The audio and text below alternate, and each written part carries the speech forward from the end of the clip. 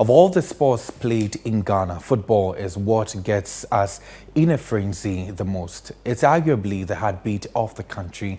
However, the development of this sport has somewhat been handicapped over the years. While some make it to the professional level through the academy system, many others take the route of the Colts football. Our reporter Bernardo Say has more in this report. Football, quite an interesting sport, isn't it? In Ghana, there are several sporting disciplines, but this one, oh boy, it gets the whole country crazy.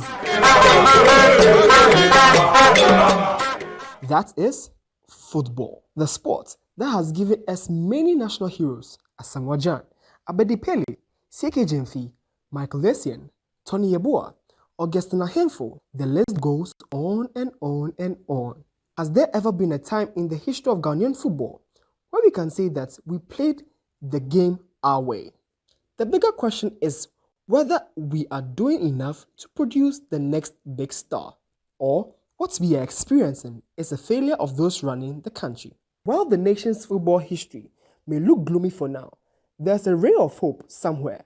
There is an organization somewhere that is working really hard to produce quality footballers for the country's benefit, and the country has really made use of some of their products. The likes of Mohamed Kudus, Kamaluddin Suleiman, and Majid Waris, to mention a few, have all passed through this place. We caught up with the chief executive of Right to Dream Academy, Eddie Mensah, and he took us around the facility. He explained the workings and principles of the academy and what they aim to achieve when it was first set up. Our aim has always been to provide opportunity for talented boys and girls who wouldn't otherwise get it. Sometimes, our successes in the recent past makes it seem as if it's an overnight success. But Right to Dream has been in existence since 1999.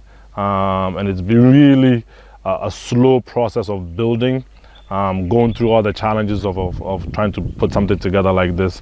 But we think that opportunity requires preparation, talent, and hard work. That was the lush and most ideal side of the development of sporting talent in Ghana. We caught up with the John Paintsel Football Academy, led by former Asante Kotoko player Eric Bequin. This setting calls for a different kind of training, and the head coach of John Paintsel Football Academy admits he has to basically teach the players the fundamentals of the game. Some of the basics that they lack way back, we didn't have it like this, whereby you've been taught the foundation of the football itself, to know all the components and then the nature of the game itself. So, football have gone into science now. Football is scientific, it's an art which you need to understand before you can play. So it tells you that football has its own language, that when you're able to learn it well and adapt to it, wherever you go, you are free to play.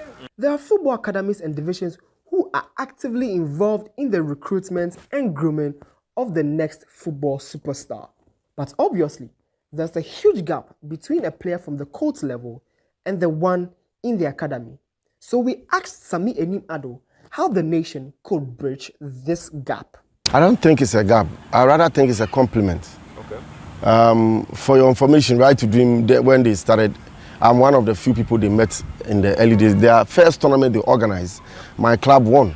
Kudus Mohammed played for Coast team before playing for Right to Dream. Harrison Afo, his Coast team was Schweppes in Nungwa. They played with my Coast team in a game. The whole place, dance one or two was packed. The kids everywhere was packed. Harrison Afo's Coast team was called Schweppes. Inkum played for a Coast team. I can give you all the everybody.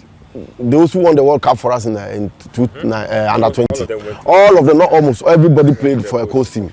If the states will invest in the regional academies, which some of us have advocated for, I've started developing a document on what I want the state to do, then corporate Ghana to do, the public, the parliament to do, and the presidency to do. I have a document that I'm developing. I'm not done, but it's a strategy where we will all be involved, and then everybody will play a role, and then we'll be having gradually developing the structures the way we want. Talent is everywhere, and football is embedded in the umbilical cord of the Ghanaian, boy or girl. The dream to play and be seen will not die out, and the path to success for many will be narrow, not because they are not talented, but because that is the harsh reality of life.